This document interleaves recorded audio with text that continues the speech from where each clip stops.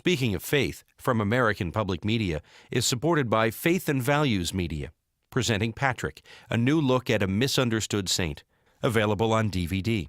Support is also provided by the Pew Charitable Trusts, investing in ideas, returning results, pewtrusts.com, the Corporation for Public Broadcasting, and the John Templeton Foundation. This is Speaking of Faith, conversation about belief, meaning, ethics, and ideas. I'm Krista Tippett. Today, a theological perspective on cloning, a conversation with bioethicist Laurie Zoloth. In 1996, a sheep named Dolly made history. She was the world's first cloned mammal. What we've done is to make a copy of an adult ewe, so that this is exactly the same as that animal having a genetically identical twin, except for the fact that one of the lambs is a few months old, and the ewe from which we took the cell was already 6 years old. That's the voice of Dr. Ian Wilmot, one of Dolly's creators. After Dolly, the birth of a human clone seemed inevitable, though most scientists close to the field will insist that the safe cloning of a human being remains a distant possibility. Still, there are recurring reports in the news of women pregnant with babies who are copies of themselves.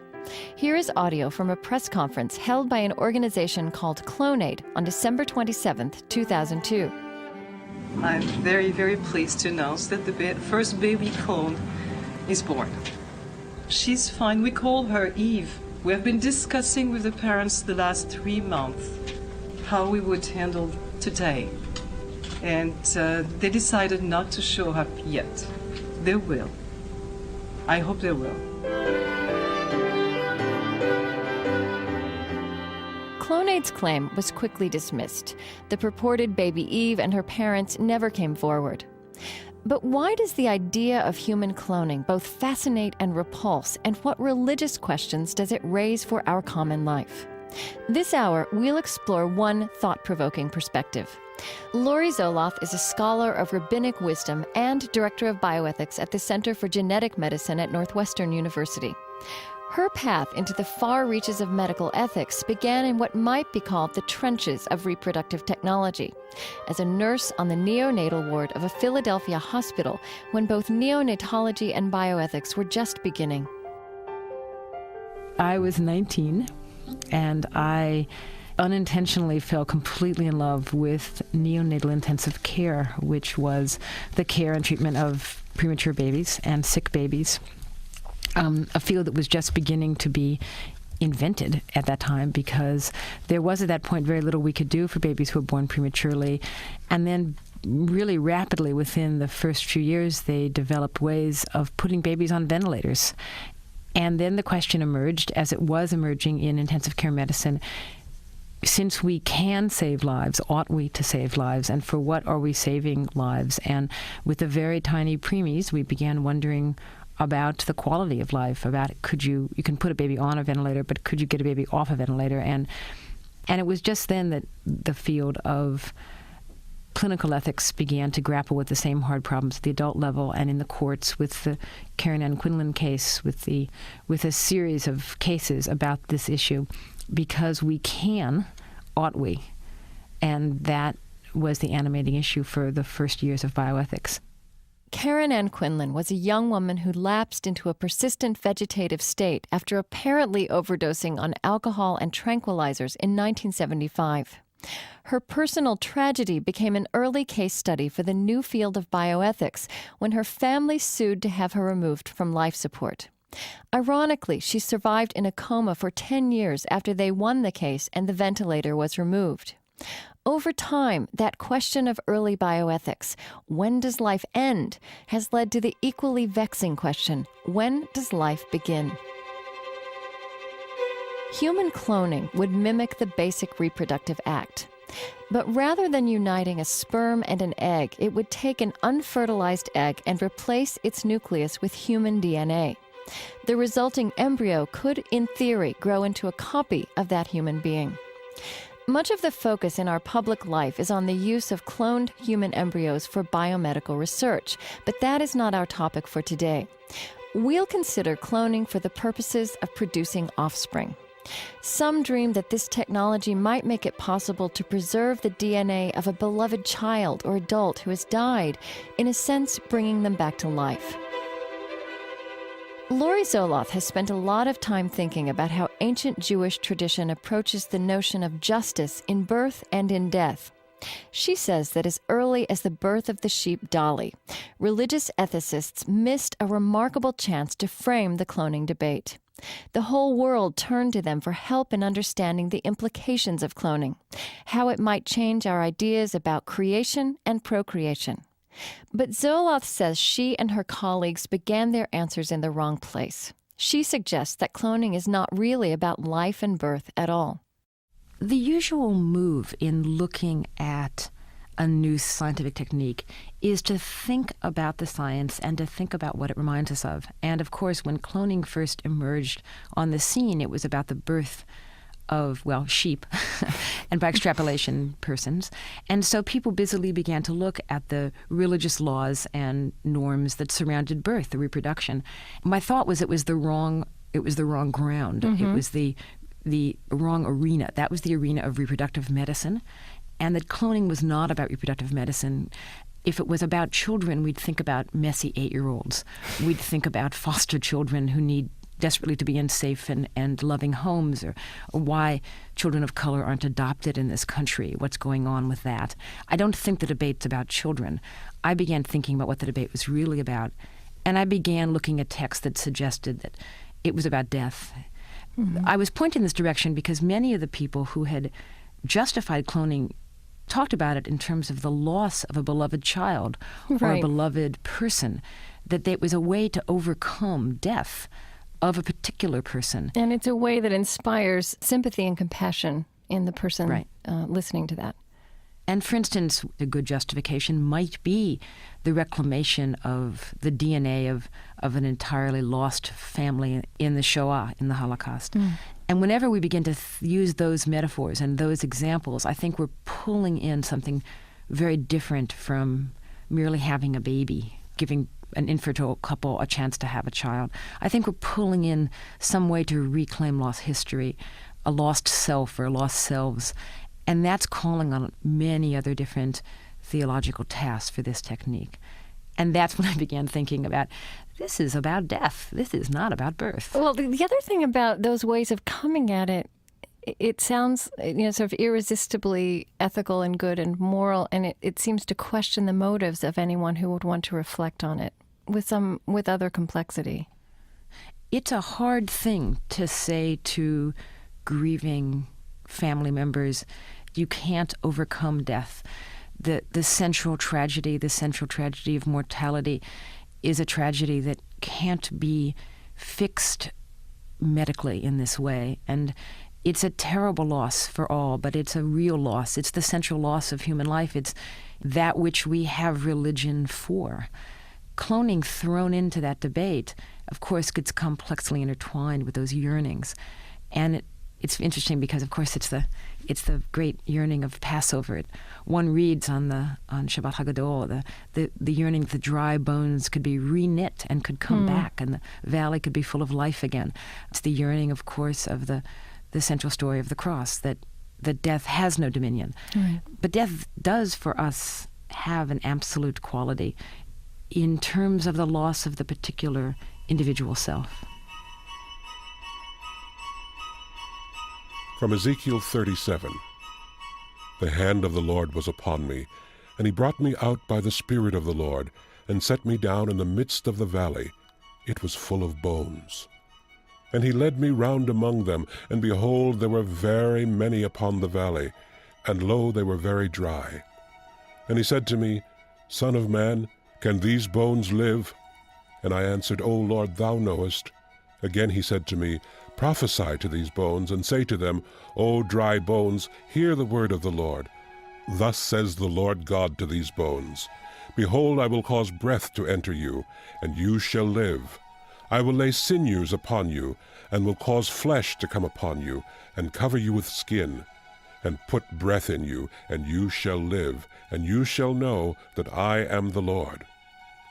So I prophesied as I was commanded, And as I prophesied, there was a noise, and behold, a rattling. The bones came together, bone to its bone. And as I looked, there were sinews upon them, and the flesh had come upon them, and the skin had covered them, but there was no breath in them. Then he said to me, Prophesy to the breath, prophesy, Son of man, and say to the breath, Thus saith the Lord God, Come from the four winds, O breath, and breathe upon these slain, that they may live. So I prophesied as he commanded me, and the breath came into them, and they lived and stood upon their feet, an exceedingly great host.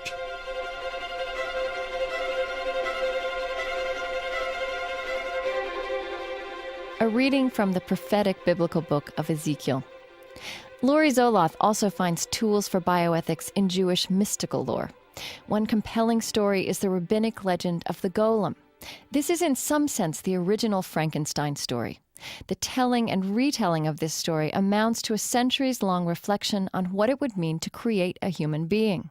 And it is always a fable on the limits of human wisdom and power. In our time, writers like Cynthia Ozick, Marge Piercy, and Elie Wiesel have reflected on contemporary problems through the golem story. Jewish wisdom is also, of course, documented in the ancient rabbinic dialogue of the Talmud. In such sources, Laurie Zoloth grounds her reverence for language and narrative, and she finds in them rich metaphors for her work in genetics, the language of life. In traditional rabbinic texts, while you don't find laws about cloning, obviously, you find a great many stories about the creation of life, of human, what seem to be human persons. There is a strong tradition in the Talmud of rabbinic magic, and one of the many foci of the rabbinic magical impulse is to say, could we make things? Could we make a cow? Could we make a person? Could and there's we also this, have a field of cucumbers? This tradition of golem building. Well, there's that tradition of the golem, this notion that if you could use the pattern of letters in a lost book, the book of life, if you could manipulate those letters, which is hauntingly familiar for someone who thinks about DNA and the manipulation therein. Could you make a human person? Could you make a man? Could you make this golem? And the rabbis of the Talmud have this debate, and then they say, yes, you could, and only your moral inequities, your imperfections morally would keep you from being able to do it. So, and in later medieval literature, when Jews need a big, powerful sort of person, often a golem is made and that enables the Jews to resist a kind of oppression. And again, the stakes are life and death. And will the Jewish community, in this case, overcome a death by the use of this other force, this golem force, that's both very powerful and terribly dangerous because, again, of the unhitching of the man from morality. That always is where the golems go astray. Bioethicist Laurie Zoloth. This is from Isaac Bashevis Singer's book, The Golem.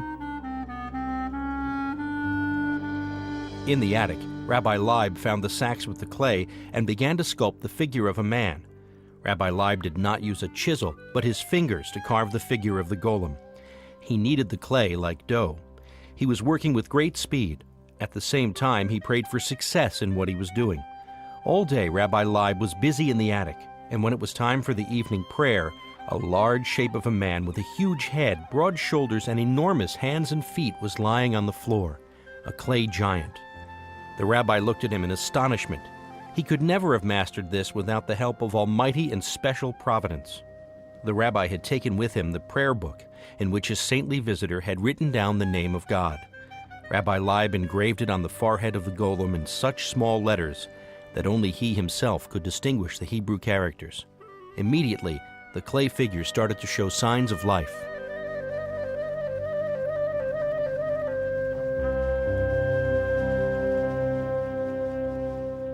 You know, I hear all the allusions to the kinds of issues we're dealing with, but tease that out for me. Tell me how you, as a bioethicist in the 21st century, live with a tradition like this and how you're guided by it. That's a great question. So here I am in the 21st century, wandering down the lab, down the next building, and looking at the actual machine, that can pull apart the cells, and thinking about this, and then going back and hauling out my volumes of the Talmud, and thinking, what an interesting thing, what an interesting response. The texts that come to mind for me are the texts of this tradition, the Talmudic text and the arguments, in part because it's a complicated compilation of both law and fantasy and a moral universe constructed with mere story and mere language. Of course, not mere at all, but if I'm trying to think about the creation of our own moral universe, and if all we have really is words and language, then the use of story, the use of narrative, becomes quite important again. Because the laws might fail us. The laws are, in some ways, a rather impartial account of the complicated technology and the complicated possibilities we're faced with. We are faced with what's been called fiction science, science that's just beyond the borders of our imagination. And it's at that border that I think the use of midrashic accounts and stories might be best employed. Because it's such a fantastic idea, I think we need rather fantastic and metaphorical allusions to think about them. Bioethicist Laurie Zoloth. I'm Krista Tippett, and this is Speaking of Faith from American Public Media. Laurie Zoloth works on emerging issues in medical and research genetics. We're exploring today how she brings together her thought at the frontiers of reproductive technology, especially the potential technology of reproductive cloning, with the imaginative world of her Jewish faith. When I'm reading your writing about cloning, and when you say what we really need to be reflecting on is our vulnerability and our limitations, I think about conversations I had in the wake of September 11th and how thoughtful religious voices at that time were also saying, look, this just reminds us of something that was already true, that we are vulnerable, that we are human, that tragedy can happen. I don't know if this is a stretch, but I wondered if cloning is sort of the equivalent of 9/11 in this world of reproductive technology, of our intimate experience of the beginnings of life and death. What an interesting way to think of it. I think what's interesting about that is that religion is a lot about a world that is as yet to be redeemed, a world that is more still dark than light, though with the extraordinary possibility of light. And I think that's what the story of Exodus, the story of redemption, is a lot about. Here, this impossible light in this great darkness. Mm-hmm. And the darkness is, of course, death, also defeat, also slavery, also the terrifying future, and the little human beings against it. So it's always about the human reach, slightly impossible reach against this darkness. So cloning is at the far edges of that. Reproductive cloning is at the far edges of that, and might have tumbled us over the edge into it, in which we have to just acknowledge that there are some things right now we absolutely cannot overcome. Science, on the other hand, is often about power, and is often about control, and is often about that sort of power that seeks to finally know and to finally name. And religion is, I think, often seen as against that power, if that power would become overweening power or hubris power. And I think that's one of the tasks of the religious and prophetic voice, is to raise the question of what about the vulnerable, and what about the darkness that is yet before us, and what kind of light we carry into it. What is it you say? We need to make tangible that which is not seen in the cloning debate. And you say something, at stake will be the surprising stranger who will live at your side. Yes. Which is the experience of parenting, right? Exactly. The experience of parenting, I suggest in that article, might be to teach us that even out of your very own body, out of the very core of your love for your partner, could come a totally surprising stranger.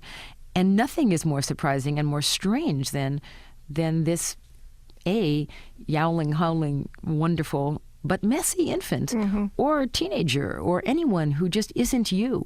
So we all the task of caring for the stranger is the task of caring for the not perfect stranger. And so that's one other peculiarity of the cloning debate. that we try to make these strangers perfect, and we try to make them completely known. And there's something, again, peculiar about that yearning. One of the points of having children is to do the very task that we're called to do in the biblical account: love the stranger as if the stranger is us, when in fact the little joke of that phrase is the stranger who is most like us, our own child, can often be the most paradoxically complicated person to love. And that is so true from life, from living as a parent. But what it also made me think about in terms of reproductive cloning is how, part of the task of being human is that we are also strangers to ourselves.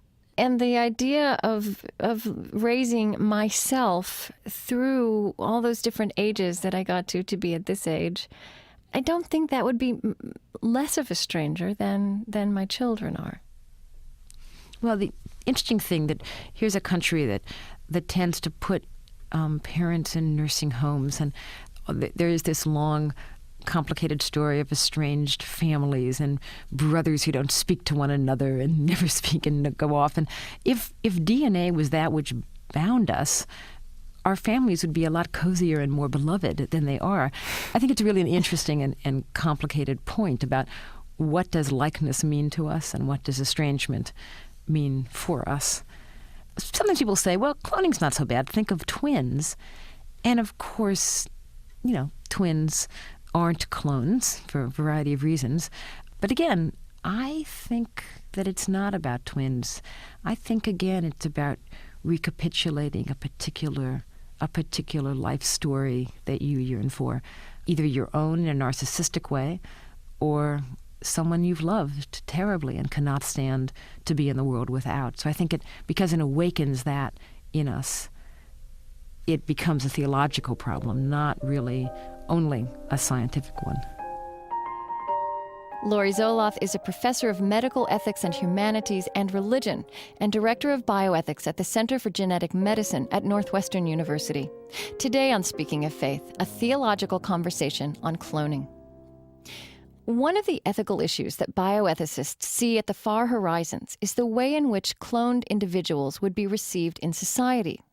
Would they have a lifelong crisis of identity? What particular forms of prejudice would they awaken?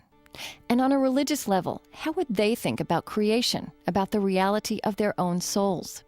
Here's a poem by the contemporary writer Fred Dings, another kind of imaginative look at the moral risks and duties of cloning. Letter to genetically engineered superhumans. You are the children of our fantasies of form, our wish to carve a larger cave of light, our dream to perfect the ladder of genes and climb its rungs to the height of human possibility, to a stellar efflorescence beyond all injury and disease, with minds as bright as newborn suns, and bodies which leave our breathless mirrors stunned. Forgive us if we failed to imagine your loneliness in the midst of all that ordinary excellence. If we failed to understand how much harder it would be to build the bridge of love between such splendid selves, to find the path of humility among the labyrinth of your abilities, to be refreshed without forgetfulness and weave community without the threads of need. Forgive us if you must reinvent our flaws because we failed to guess the simple fact that the best lives must be less than perfect.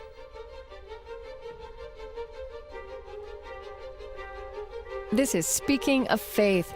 After a short break, more of my conversation with bioethicist Laurie Zoloth. She suggests that the prospect of human cloning forces us to reconsider the ethical stakes of pregnancy and birth in our time. On our website at speakingoffaith.org, you'll find in-depth background, reading recommendations, and information about purchasing a copy of this program. You can also sign up for our weekly email newsletter, which includes program transcripts and my reflections on each week's program. That's speakingoffaith.org. I'm Krista Tippett. Stay with us. Speaking of Faith is supported by Faith and Values Media, Light for the Journey. Presenting Patrick, a new look at a misunderstood saint, narrated by Liam Neeson. with Gabriel Byrne as the voice of Patrick and commentary by Frank McCourt. Bioethicist Laurie Zoloth brings together a learned Jewish faith with her philosophical and moral consideration of the ethics of medical technologies. Human cloning is in medical terms a new ART, or Advanced Reproductive Technology. It has never been tried successfully, and at present the risks are prohibitive. But in theory, it might one day allow a couple to have a child who is a genetic copy of one of the pair. Seen in that light, this is the latest in a long line of technologies which have become part and parcel of our 21st century culture of pregnancy and birth. In 1960, the introduction of the birth control pill changed the world forever. 40 years later, neither fertility nor infertility is something modern Americans leave up to nature. I asked Laurie Zoloth whether a moral debate about cloning might drive us back to reconsider the ethical stakes of all the technologies that got us here, such as contraception, artificial insemination, and in vitro fertilization. Of course, it is not a long time ago that the idea of in vitro fertilization, surrogate parenting were very strange and very, very disturbing new ideas. And now I'll bet a lot of us have friends, dear friends, who have used a variety of these techniques to create a family. And they have been an extraordinary window of opportunity, one could say, for women who have chosen to have children without partners, and many close and dear friends who struggled with infertility have in fact been able to have children. And then so one doesn't want to say that is a bad thing. How could that be, looking at the sweet pink toes of... Exactly, looking at the babies. Looking at the babies, one's friend's babies. Of course this cannot be a bad thing or an immoral act. And yet it has placed before us a reconfiguration of the essential narrative that we see biblically, and we have to give thought to why that might be. And it might be that it's to teach us something about the mutability of ourselves and of our society, and to know that a loving family can come in all sorts of different shapes and sizes. But on the other hand, there is something extraordinarily disturbing and destabilizing about the commodification and the fragmentation of the reproductive process, and the way that parts of the process can be bartered, bought, sold, broken down, made less whole. And I think many, many thoughtful, both theologians and ethicists and feminist scholars, have been worried about the possibility for exploitation and coercion that might be concomitant with the idea of taking an egg or taking a sperm and manipulating it outside of relationships, of having banks of reproductive material. The very language, I think, alerts us to the possibility of harm. And I think we have to be careful and think through, not ban or not do, but to make sure that there's care and there's oversight. And I guess a big handful of worry. Yeah, which you point out as a Jewish ethicist, you are compelled to do. Compelled to worry. And so I just to sort of worry at every single point and to say, are we sure we know what we're doing? Are the duties that we have towards each other brought into play here? Are we thinking about this carefully enough? And whenever you have the mix of women's bodies, blood, and money, I think there's a way that one worries a great deal about that. In my campus paper, the ad that offers $10,000 for eggs whose mothers or whose bearers have scored 1,300 on the SATs certainly makes me wonder what's being bought and sold here and what sort of illusions are being traded in the magical marketplace. And it seems to me that those questions are being raised with regard to reproductive cloning, which is still really a potential technology more than an actual technology, but that I don't think this deep reflection happened with things like artificial insemination, which have led to this, the ads in the campus paper that you're talking about, or even in vitro fertilization, because it seemed to be serving a greater good, which was helping people have children. Mm-hmm. And because religion is so often pro-natalist, and because think of the biblical scriptures, the scriptural account of infertility being such a heavily vexed account. I mean, we begin with the story of Sarai and Hagar, and it's such a tragedy at the very beginning around this problem of infertility. Yes. And the text tells us that the problem of infertility is largely a problem of theology, of one's relationship to God. And the struggle around infertility happens over and over and over in Genesis. Yeah. In Hannah and in Rachel and Leah and all of the stories of the complexities of birth. It doesn't go well for the matriarchs. Northwestern University bioethicist Laurie Zoloth. A reading from the book of Samuel, chapter 1. And it came to pass upon a day when Elkanah sacrificed that he gave to Peninnah his wife and to all her sons and her daughters portions. But unto Hannah he gave a double portion, for he loved Hannah, but the Lord had shut up her womb. And Elkanah her husband said unto her, Hannah, why weepest thou? And why eatest thou not? And why is thy heart grieved? Am I not better to thee than 10 sons? So Hannah rose up after they had eaten in Shiloh, and after they had drunk. And she was in bitterness of soul, and prayed unto the Lord, and wept sore. And she vowed a vow, and said, O Lord of hosts, if thou wilt indeed look on the affliction of thy handmaid, and remember me, and not forget thy handmaid, but wilt give unto thy handmaid a man-child, then I will give him unto the Lord all the days of his life, and there shall no razor come upon his head. And it came to pass, when the time was come about, that Hannah conceived, and bore a son, and she called his name Samuel, because I have asked him of the Lord. A reading from Samuel, chapter 1.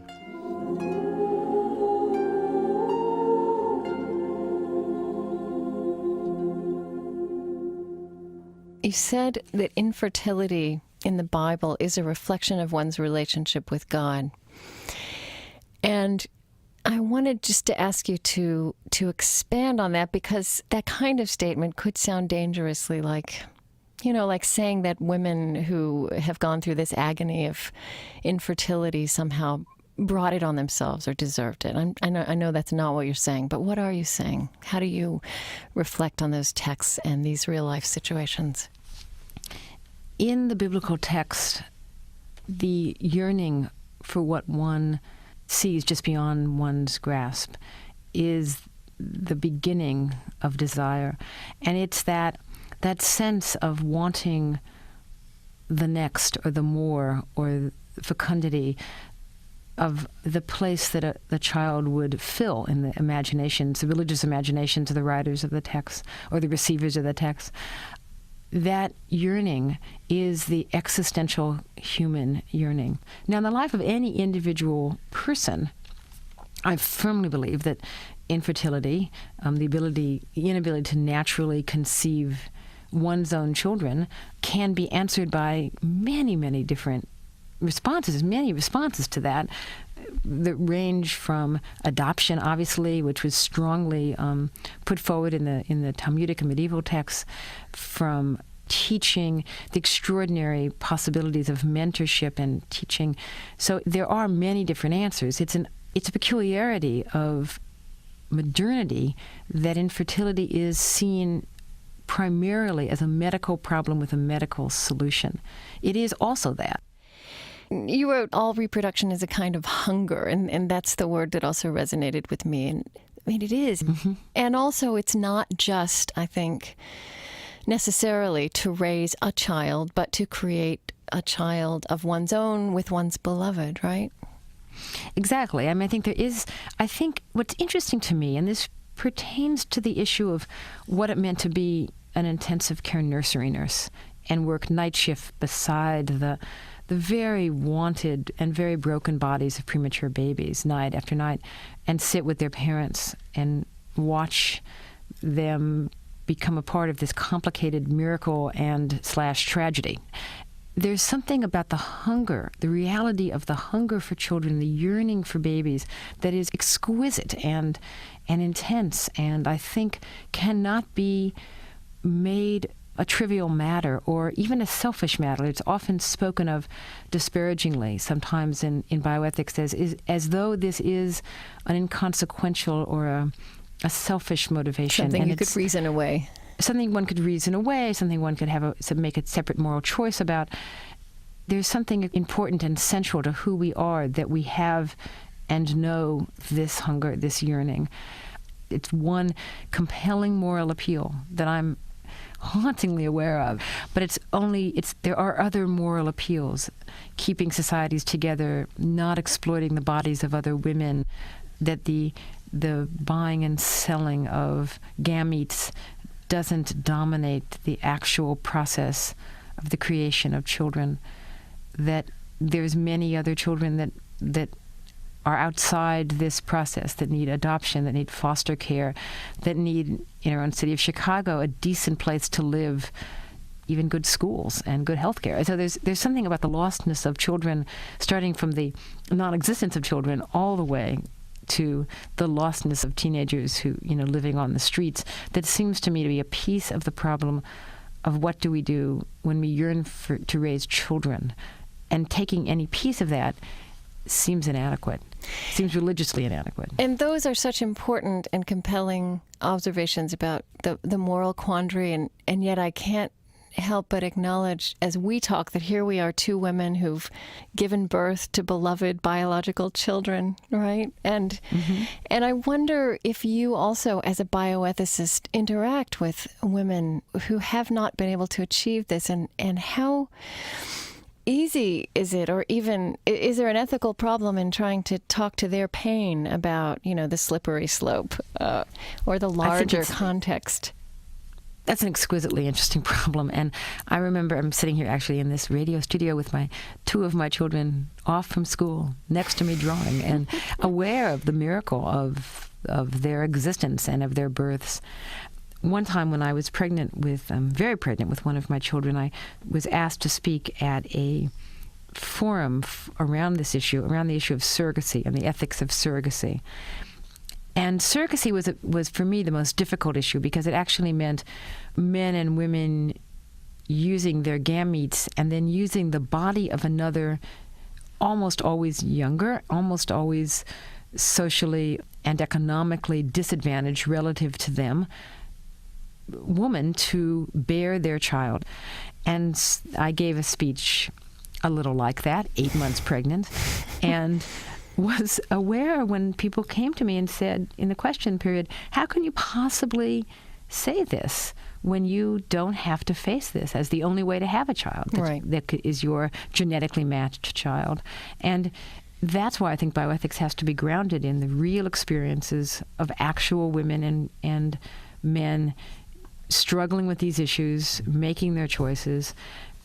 I still felt compelled to say that I thought that there was ethical issues and ethical norms that we were in trouble with and violated with the use of surrogacy. Do we have the answer to this? Do we have good other ways to do it? Are there wonderful people who are involved in it on all sides of that equation? To be sure. But does it raise troubling issues for a society as we struggle with this stage of reproductive technology? To be sure. And I think that it is wise to then understand it as in part a question of faith. Bioethicist Laurie Zoloth. I'm Krista Tippett, and this is Speaking of Faith from American Public Media. Today we're exploring Laurie Zoloth's theological perspective on human cloning. She says that in order for our culture to adequately discuss the potential for creating human life, religious voices need to frame their concerns in new ways. In recent decades, when medical processes involving the human embryo have become controversial, some Christian ethical voices have focused the debate on the rights of the embryo, insisting that an embryo has a soul and the full moral status of a human being. Laurie Zoloth proposes a new framework for our common deliberation, centered on religious values that might be shared more widely, such as duty and justice. Rights, she says, are not a religious starting point for discussion. the strong Jewish tradition is it takes 3 to make a child. There's 3 in the place of the creation of a child, a man and a woman and God, and that the child's beingness, the nefeshness, is a product of his or her relationship to God. Be that as it may, there's not a strong dualistic tradition in many Jewish texts. And so what's of interest, again, to the normative Jewish tradition isn't this business of soul. What's of interest is, what are our duties to human persons? And when do the duties begin and when do they end? So all the text, again, has a different problem to solve. It's when do our duties begin and when do our duties end? At the end of life and the beginning of life, even today. I think your use of the word duty is so significant because, again, what polarizes our public discussion about reproductive technologies or abortion or cloning at the extreme ends is we tend to divide along rights. It's the right of the mother or the right of the fetus. You actually, in focusing on duties, I think, are coming at the debate in a completely different way.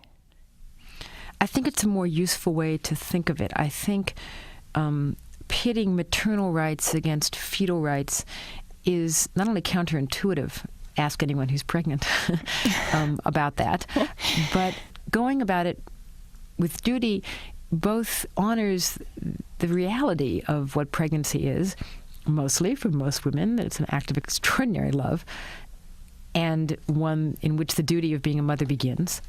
But it also says a duty-based system means that the community has responsibilities from the beginning, too, to protect, to nurture, to shelter a woman who is pregnant already, and then a different sort of duty once a child is born.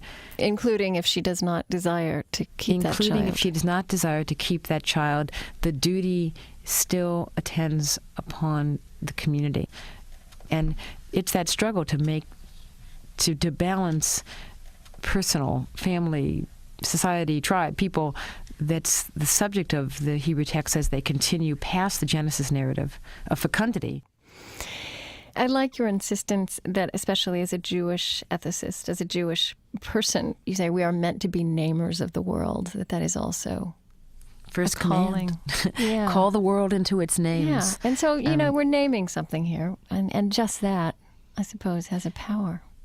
It's the power of ethics itself, is to name and to define. The power of philosophy begins with knowing what to call the thing and how to define the thing, and coming to terms with, do we have a shared name? And what if we really disagree? What if people who have deeply held faith positions differ on when a human life becomes a human life? Such a fundamental difference. We've had that difference in bioethics before. When is dead? There's been a struggle around that. There's an equally important struggle around when does a human person become a human person. For a Jew, that means, how are my duties toward this person different? When do I become absolutely obligated to this individual? We can never agree really on the moral status of the human embryo. It's just we're going to have to agree to fundamentally disagree for now on that. But I think we could agree on our duty to justice.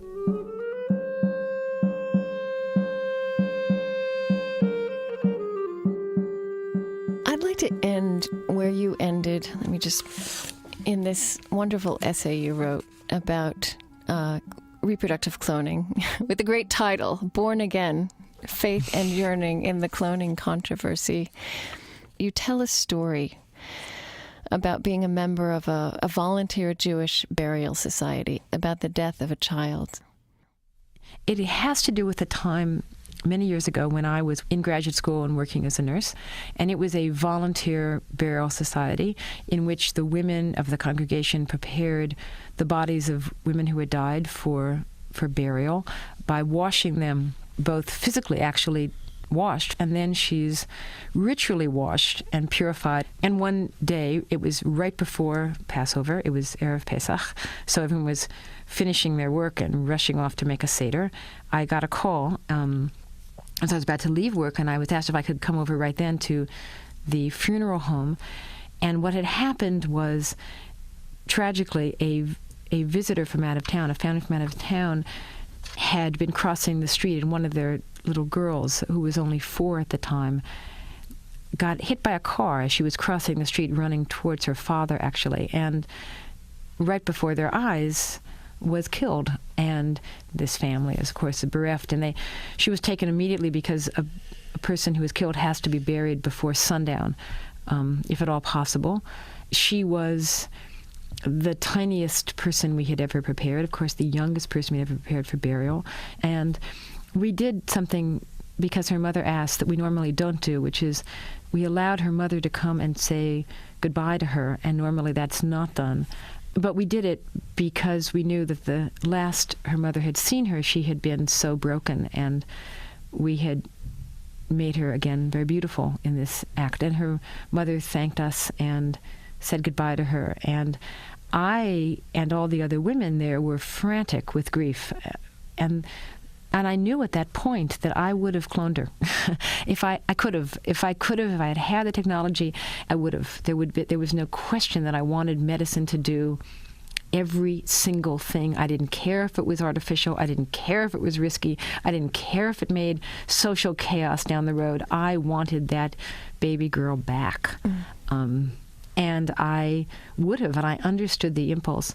But the mother of the child, who was a wise young woman, said to me, "Do what you need to do in the world, do good deeds, and study hard to bring my baby back to me, because what we need to make the lost ones, the dead ones, come back is the Messianic age, is the Mashiach."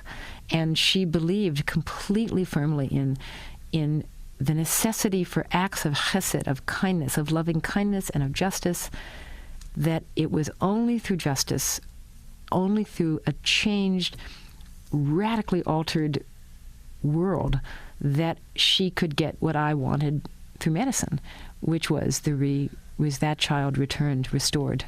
That taught me something about the dangers of simply restoring, simply being born again in the flesh. I don't think a story is an answer. I think it's a cautionary tale, and I think we have to listen to one another's cautionary tales when we think about our future, when we think about that which may well be possible for us as a human society. The mother in this story is referring to the fact that in Jewish belief, the Messiah will come to a world in which justice prevails. At that time, the dead will be restored to life. And here in closing is a passage from Laurie Zoloth's essay, Born Again, Faith and Yearning in the Cloning Controversy, as she ends that story. We all had to leave and make Passover, the story that begins with the death of the babies of the Jews and ends with a free people. I understand the urge for second chances, the love of the particular little face.